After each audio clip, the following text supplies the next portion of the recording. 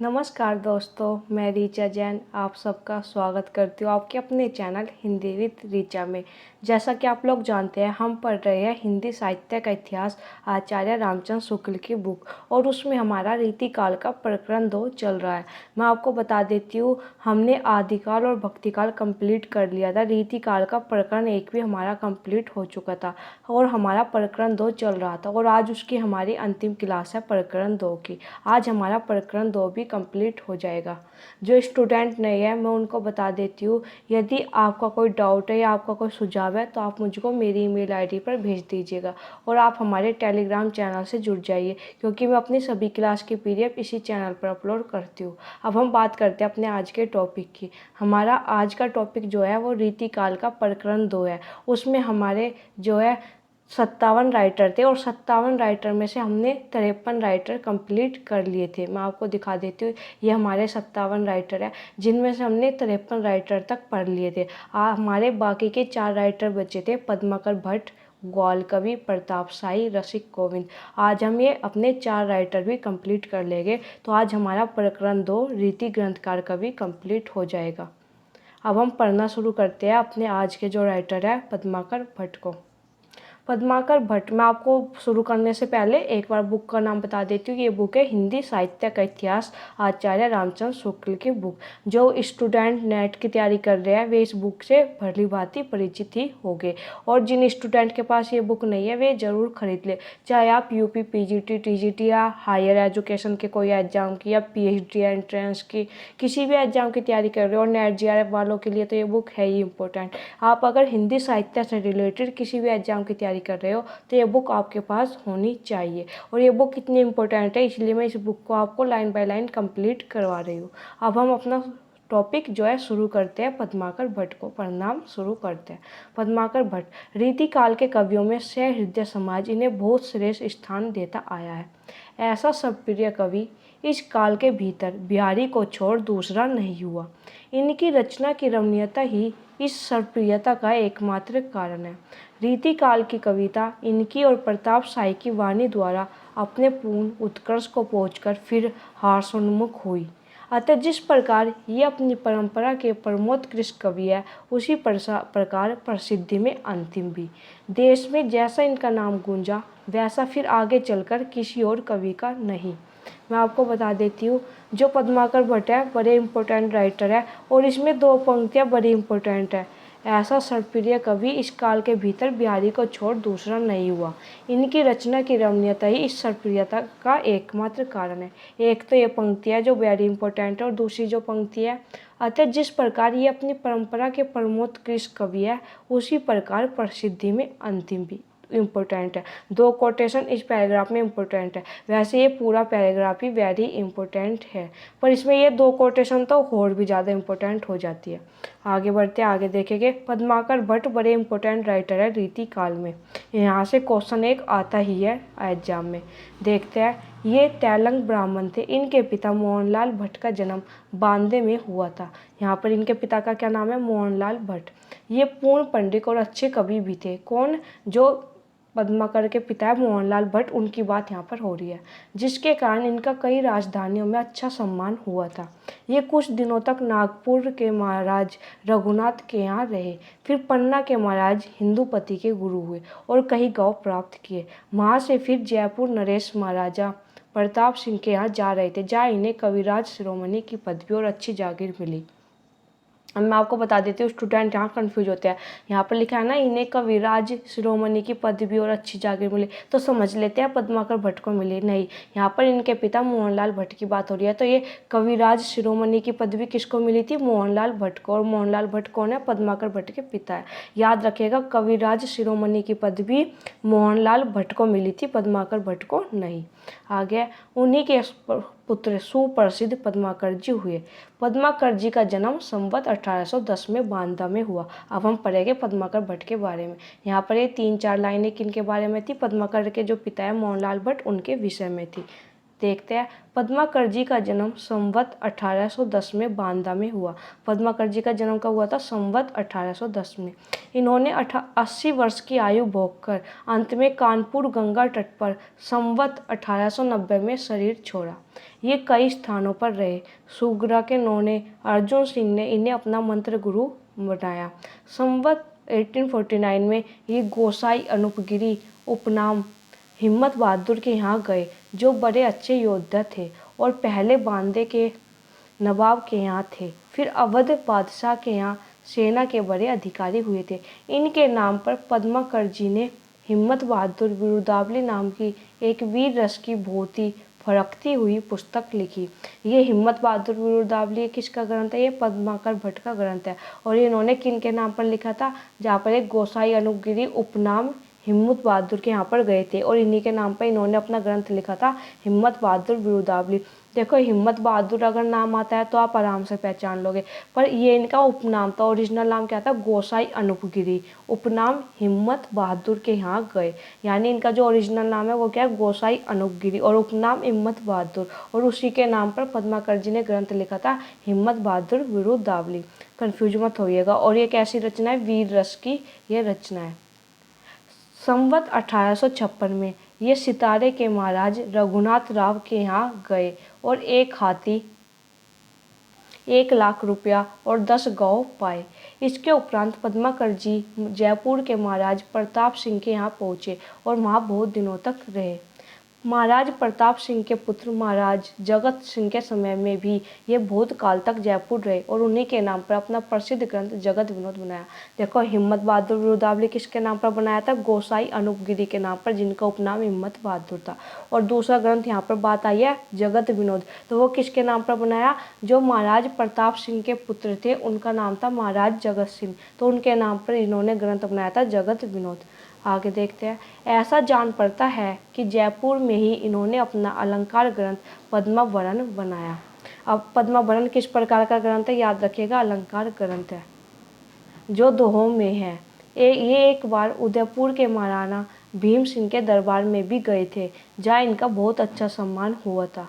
महाराणा साहब की आज्ञा से इन्होंने गंगौर के मेले का वर्णन किया था। इम्पोर्टेंट है, पूछ सकते हैं गंगौर के मेले का वर्णन किसने किया? तो याद रखिएगा, पद्माकर भट्ट ने किया था। और किसकी आज्ञा से किया था? महाराणा साहब की आज्ञा से किया था। महाराज जगत सिंह का परलोकवास संवत 1860 में हुआ। अतः उसके अनंतर ये ग्वालियर के महाराज दौलत राव सिंधिया के दरबार में गए और यह कवित पढ़ा। इम्पोर्टेंट है, पूछा जाता, ये क्वेश्चन पूछा गया था कि ये दोहा किसके दरबार में कहाँ पर पढ़ा था? तो याद रखिएगा, दौलत राव सिंधिया के दरबार में ये दोहा पढ़ा गया था। इम्पोर्टेंट है। आगे बढ़ते हैं, आगे देखिए। आगे, सिंधिया के दरबार में भी इनका अच्छा मान हुआ। कहते हैं माँ सरदार उदाजी के अनुरोध से इन्होंने हितोपदेश का भाषानुवाद किया था। अब हितोपदेश का भाषानुवाद इन्होंने किसके अनुरोध पर किया था? सरदार उदाजी के। देखो, जो जो नाम आ रहे हैं जिसके नाम पर ग्रंथ बनाया वे सब नोट करते हुए चलिएगा। आगे, ग्वालियर से ये बूंदी गई और वहाँ से फिर अपने घर बांदे में आ रहे। आयु के पिछले दिनों में ये रोगग्रस्त रहा करते थे। उसी समय इन्होंने प्रबोध पचासा नामक विराग और भक्ति रस से पूर्ण ग्रंथ बनाया। अगला ग्रंथ कौन सा आया? प्रबोध पचासा। इनके ग्रंथ नोट करते हुए चलिएगा। अंतिम समय निकट जान पद्माकर जी गंगा तट के विचार से कानपुर चले आए और वहीं अपने जीवन के शेष 7 वर्ष पूरे किए। अपनी प्रसिद्ध गंगा लहरी इन्होंने इसी समय के बीच बनाई थी। गंगा लहरी किसका ग्रंथ है? पद्माकर भट्ट का। इम्पोर्टेंट है, याद रखिएगा। और इन्होंने कब लिखी थी? अपने जीवन के अंतिम समय में इन्होंने गंगा लहरी लिखी थी। अगला इनका ग्रंथ है राम रसायन। इम्पोर्टेंट है, राम रसायन नामक वाल्मीकि रामायण का आधार लेकर लिखा हुआ एक चरित काव्य भी इनका 2 चौपाइयों में है, पर उसमें इन्हें काव्य संबंधी सफलता नहीं हुई है। संभव है वह इनका न हो। मतिराम के रसराज के समान पद्माकर जी का जगत विनोद भी काव्य रसिकों और अभ्यासियों को दोनों का कंठार रहा है। कहते हैं जैसे मतिराम का रसराज, उसी के समान पद्माकर जी का जो जगत विनोद ग्रंथ है दोनों ही काव्य रसिकों और अभ्यासियों दोनों का कंठार रहा है। इम्पोर्टेंट है, मैं आपको बता देती हूँ, ये पैरा इनको इम्पोर्टेंट है, इसको ध्यान से पढ़िएगा। वास्तव में यह श्रृंगार रस का सार ग्रंथ सा प्रतीत होता है। इनकी मधुर कल्पना ऐसी स्वाभाविक और हाव भावपूर्ण मूर्ति विधान करती है कि पाठक मानो प्रत्यक्ष अनुभूति में मग्न हो जाता है। ऐसी सजीव मूर्ति विधान करने वाली कल्पना बिहारी को छोड़कर और किसी कवि में नहीं पाई जाती। इम्पोर्टेंट है, पूछ सकते हैं ये आया हुआ है ये कोटेशन, वास्तव में यह श्रृंगार रस का सार ग्रंथ सा प्रतीत होता है। ये किस ग्रंथ के विषय में कहा गया है? तो याद रखिएगा जगत विनोद। और ये कोटेशन भी आई हुई है, ऐसी सजीव मूर्ति विधान करने वाली कल्पना बिहारी को छोड़कर और किसी कवि में नहीं पाई जाती। ये किसकी कोटेशन है? तो याद रखिएगा ये आचार्य रामचंद्र शुक्ल की कोटेशन है। आगे, ऐसी कल्पना असमर्थ पदावली के बीच व्यर्थ फरफराया करती है। कल्पना और वाणी के साथ जिस भावुकता का संयोग होता है वही उत्कृष्ट काव्य के रूप में विकसित हो सकती है। भाषा की सब प्रकार की शक्तियों पर इस कवि का अधिकार दिखाई पड़ता है। कहीं तो इनकी भाषा स्निग्ध मधुर पदावली द्वारा एक सजीव भावभरी प्रेम मूर्ति खड़ी करती है, कहीं भाव या रस की धारा बहती है, कई अनुप्रासों की मौलिक झंकार उत्पन्न करती है, कहीं वीर द्रव से शुद्ध वाहिनी के समान अकड़ती और करकती हुई चलती है, और कई प्रशांत सरोवर के समान स्थिर और गंभीर होकर मनुष्य जीवन को विश्रांति की छाया दिखाती है। सारांश यह है कि इनकी भाषा में वह अनेक रूपता है जो एक बड़े कवि में होनी चाहिए। इम्पोर्टेंट है। आगे बढ़ते हैं।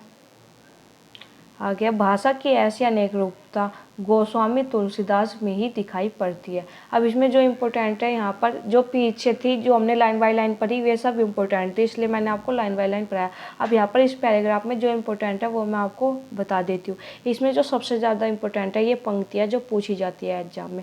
पद्माकर जी की पंक्तियाँ इम्पोर्टेंट है। फागु की भीड़ है विरिन में गई, गोविंद ले गई भीतर गोरी। इम्पोर्टेंट है, एग्जाम में पूछी भी गई है और बार बार ये एग्जाम में पूछी जाती है। याद रखिएगा चारों पंक्तियाँ। आगे बढ़ते हैं। आगे यहाँ पर ये पद्माकर जी की कुछ पंक्तियाँ हैं जो कि इम्पोर्टेंट है, आप देख लीजिएगा। इसमें भी जो एक पंक्ति है वो ज़्यादा इम्पोर्टेंट है, मैं आपको बता देती हूँ, मैंने हाईलाइट भी की हुई है। एहो नंदलाल ऐसी व्याकुल परी है बाल, हाली चलो तो चलो जोरे जूरी जाएगी। इम्पोर्टेंट है। आगे बढ़ते हैं। आगे यहाँ पर ये जो है पंक्ति है ये इम्पोर्टेंट है, ये पंक्ति मैं आपको बता देती हूँ। ये चारों पंक्तियाँ बड़ी इम्पोर्टेंट है, इनको आप देख लीजिएगा। और एक ही हमारी पंक्ति है, साजी शत्रुरंग चमू रंग जीते हुए के हेतु हिम्मत बहादुर चरत फर फैल भई। जो ये वीर रस की जो पंक्ति है वो है, इम्पोर्टेंट है, आप देख लीजिएगा। अब यहाँ पर जो है हमारे पद्माकर कंप्लीट होते हैं। अब जो हमारे अगले राइटर है वे है ग्वाल कवि, इनको पढ़ना शुरू करते हैं।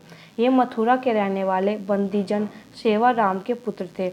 ये ब्रज भाषा के अच्छे कवि हुए हैं। इनका कविता काल संवत 1879 से संवत 1918 तक है। अपना ग्रंथ यमुना लहरी इन्होंने संवत 1879 में और अंतिम ग्रंथ भक्त बावन संवत 1919 में बनाया। इनका जो इम्पोर्टेंट ग्रंथ है जो एग्जाम में पूछा जाता है वो है यमुना लहरी। वेरी वेरी इंपॉर्टेंट ग्रंथ है, समय भी याद रखिएगा, संवत 1879। रीति ग्रंथ इन्होंने 4 लिखे हैं, रसिकानंद, रसरंग, कृष्णजू को नक्शिक, दूषण दर्पण। इनके अतिरिक्त इनके 2 ग्रंथ और मिले हैं, हमीरहट और गोपी पच्चीसी। और भी 2 ग्रंथ इनके लिखे कहे जाते हैं, राधा माधव मिलन, राधा अष्टक, कवि हृदय विनोद। इनकी बहुत सी कविताओं का संग्रह है। इसमें जो आपको इम्पोर्टेंट है भाई जो एग्जाम में पूछा जाता है ज़्यादा वो है यमुना लहरी, और समय याद रखना है संवत 1879। उनसे अलग आपको जो याद रखना है वो मैं मार्क कर देती हूँ, यमुना लहरी और इनका समय याद रखना है। फिर आपको कृष्ण जू को नक्शिक आपको याद रखना होगा। ये ग्रंथ है जो आपको याद रखने होंगे। आगे बढ़ते हैं। रीति काल की सनक इनमें इतनी अधिक थी कि इन्हें यमुना लहरी नामक देव स्तुति में भी नवरस और षट ऋतु सुझाई पड़ी है। वेरी इंपॉर्टेंट कोटेशन है। भाषा इनकी चलती और व्यवस्थित है, वाग विविधता की भी इनमें अच्छी है। षट ऋतुओं का वर्णन इन्होंने विस्तृत किया है, पर वही श्रृंगारी उद्दीपन के ढंग का। इनके ऋतु वर्णन के कवित लोगों के मुंह से अधिक सुने जाते हैं, जिसमें बहुत से भोगविलास के अमीरी सामान भी गिनाए जा रहे हैं। इम्पोर्टेंट तो नहीं है पर एक बार इसको देख लीजिएगा, मतलब ये पंक्ति ऐसी है कि एग्जाम में आ सकती है, तो एक बार इस पर नज़र डाल लीजिएगा। और ये पहली पंक्ति तो बड़ी इंपॉर्टेंट है, जहाँ पर आपने सारी पंक्तियाँ नोट की होगी वहाँ पर इस पंक्ति को भी नोट कर लीजिएगा। ग्वाल कवि ने देशाटन अच्छा किया था और इन्हें भिन्न भिन्न प्रांतों की बोलियों का अच्छा ज्ञान हो गया था। अब यहाँ पर जो इम्पोर्टेंट है वो आपको ये कोटेशन है, ये आप देख लीजिएगा। इसमें फिर यहाँ पर यही ग्वाल कवि की कुछ पंक्तियाँ दी हुई है। आगे बढ़ते हैं। आगे यहाँ पर एक ग्वाल कवि की पंक्ति है, इसमें जो इम्पोर्टेंट है ये पंक्ति इम्पोर्टेंट है। मोरन के सोरन की नेको न मरोड़ रही, गोरू रही न घन घने या फरद की। इम्पोर्टेंट है, देख लीजिएगा। आगे बढ़ते हैं। आगे यहाँ पर ये ग्वाल कवि की ही पंक्ति। अब हमारे अगले राइटर है जो कि है प्रताप साई, इनको पढ़ना शुरू करते हैं। ये रत्नेश बंदी जन के पुत्र थे और चरखारी बुंदेलखंड के महाराज विक्रम साई के यहाँ रहते थे। इन्होंने संवत 1882 में व्यंग्यार्थ कौमुदी और संवत 1866 में काव्य विलास की रचना की। व्यंग्यार्थ कौमुदी वेरी वेरी इंपॉर्टेंट, और काव्य विलास, काव्य विलास भी इम्पोर्टेंट है, पर जो ज़्यादा अगर इन दोनों की तुलना करें कि कौन सा ज़्यादा इम्पोर्टेंट है तो वो निकल के आता है व्यंग्यार्थ कौमुदी। समय भी याद रखिएगा, संवत 1882। काव्य विलास का सिर्फ ये ग्रंथ याद रखना है कि ये प्रताप साई का है, वैसे आपको समय याद रखने की जरूरत नहीं है। व्यंग्यार्थ कौमुदी वेरी वेरी इंपॉर्टेंट है और इनका समय भी आप याद रखिएगा। इनकी बनाई हुई और भी जो ग्रंथ है उनके नाम दिए हुए हैं जो कि खास इंपॉर्टेंट नहीं है। जय सिंह प्रकाश, श्रृंगार मंजरी, श्रृंगार शिरोमणि, अलंकार चिंतामणि, काव्य विनोद, रसराज की टीका, रत्न चंद्रिका, जुगल नक्शिक। इसमें आपको जो याद रखने हैं वे रखने हैं व्यंग्यार्थ कौमुदी और काव्य विलास। आगे बढ़ते हैं। आगे देखेंगे। इनकी सूची के अनुसार इनका कविता काल संवत 1880 से 1900 तक ठहरता है। पुस्तकों के नाम से ही इनकी साहित्य मर्मकता और पांडित्य का अनुमान हो सकता है। आचार्यत्व में इनका नाम मतीराम, श्रीपति और दास के साथ आता है और एक दृष्टि से इन्होंने उनके चलाए हुए कार्य को पूर्णता को पहुंचाया है। इम्पोर्टेंट है कि आचार्य में इनका नाम मतीराम, श्रीपति और दास के साथ आता है और एक दृष्टि से इन्होंने उनके चलाए हुए कार्य को पूर्णता को पहुंचाया था।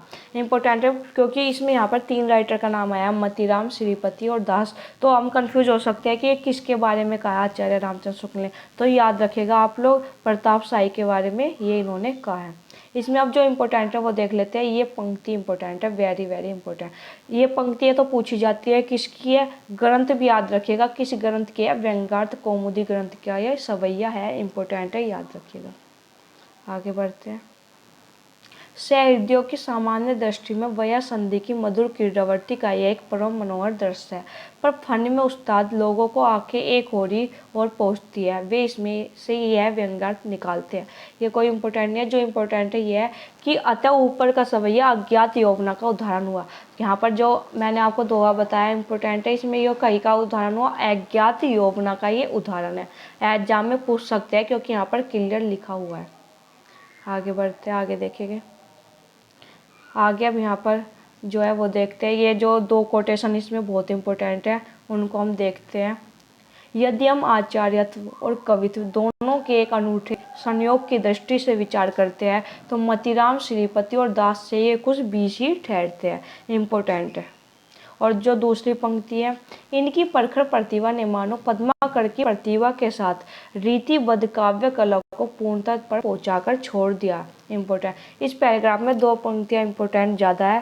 पहली पंक्ति, यदि हम आचार्यत्व और कवित्व दोनों के एक अनूठे संयोग की दृष्टि से विचार करते हैं तो मतीराम, श्रीपति और दास से ये कुछ बीच ही ठहरते हैं।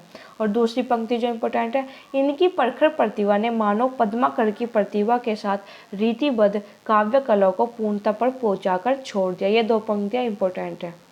आगे बढ़ते हैं। आगे यहाँ पर जो है प्रताप साई के कुछ दोहे दिए हुए हैं जो कि जो इम्पोर्टेंट था वो मैंने आपको पीछे बता दिया, जो बहुत ज़्यादा इम्पोर्टेंट था। इनको आप इन पर एक बार नज़र मार लीजिएगा आप लोग। आगे अब यहाँ पर चलेंगे, ये भी प्रताप साई के उदाहरण है। अब हम अपने जो हमारे अंतिम राइटर है रीतिकाल के प्रकरण 2 के, उन्हें देख लेते हैं। वे है हमारे रसिक गोविंद। इनके बारे में 1-2 पॉइंट है जो हमको याद रखने होंगे। सबसे पहले तो एक बार थोड़ा सा शुरू में पढ़ लेते हैं। ये निम्बार्क संप्रदाय के एक महात्मा हरिव्यास की गद्दी के शिष्य थे और वृंदावन में रहते थे। हरिव्यास जी के शिष्य परंपरा में सर्वेश्वर शरण देव जी बड़े भारी भक्त हुए हैं। रसिक गोविंदी उन्हीं के शिष्य थे। एक यो, और यहाँ पर इनके 9 ग्रंथ हैं। उन ग्रंथ के हम सिर्फ नाम देख लेते हैं। रामायण सूचनिका, रसिक गोविंदानंद, और इसमें जो एक पंक्ति है वो देख लीजिएगा। और इसमें संदेह नहीं कि और ग्रंथों की अपेक्षा इसमें विवेचन भी अधिक और छूटी हुई बातों का समावेश भी। किस ग्रंथ की बात हो रही है यहाँ पर? रसिक गोविंदानंद गण की। एक बार देख लीजिएगा, ज़्यादा कोई खास इतना इम्पोर्टेंट है नहीं।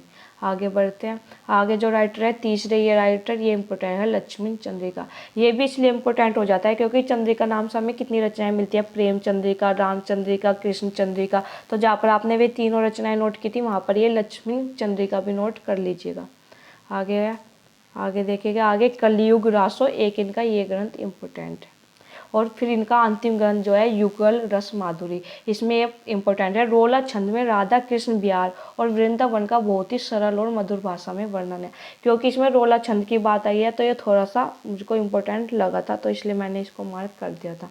अब मैं बात करती हूँ आपको जहाँ पर जो हमारे यहाँ 57 राइटर हमारे कंप्लीट होते हैं। यानी आज हमारा भक्ति काल का प्रकरण 2 कंप्लीट होता है। रीति ग्रंथकार कवि, कल हम नया प्रकरण 3 शुरू करेंगे, रीति काल के अन्य कवि। मैंने आपको बताया था पहले रीतिकाल थोड़ा बड़ा है, पर हमने फिर भी 4 क्लास में रीतिकाल के प्रकरण 2 को कंप्लीट कर लिया। प्रकरण 3 में भी हमारी ऐसी 3 या 4 क्लास लगेगी। ये मानकर चलिए अगले हफ्ते तक हमारा रीतिकाल कंप्लीट हो चुका होगा। तो अगर आपका कोई डाउट है और आप अगर क्वेश्चन सोल्व करना चाहते हैं तो मैं रीतिकाल स्पेशल क्वेश्चन भी करवा दूंगी आपको। अगर आप मुझको कमेंट कर बताते हैं, आप मुझको मेरी ईमेल आईडी पर बता दीजिएगा। और अगर आप इस पूरे रीतिकाल प्रकरण 2 की पीडीएफ चाहते हैं तो हमारे टेलीग्राम चैनल से जुड़ जाइएगा। आज ये प्रकरण कंप्लीट हो गया है तो मैं इसकी वीडियो भी आपको भेज दूंगी टेलीग्राम पर। और आपको मेरी वीडियो कैसी लग रही है, आपका कोई सुझाव है तो ज़रूर बताइएगा। और आपको मेरी आज की वीडियो कैसी लगी कमेंट कर ज़रूर बताइएगा। वीडियो आपको अच्छी लगी, यूजफुल लगी, हेल्पफुल लगी तो लाइक, सब्सक्राइब, शेयर कर दीजिएगा। धन्यवाद।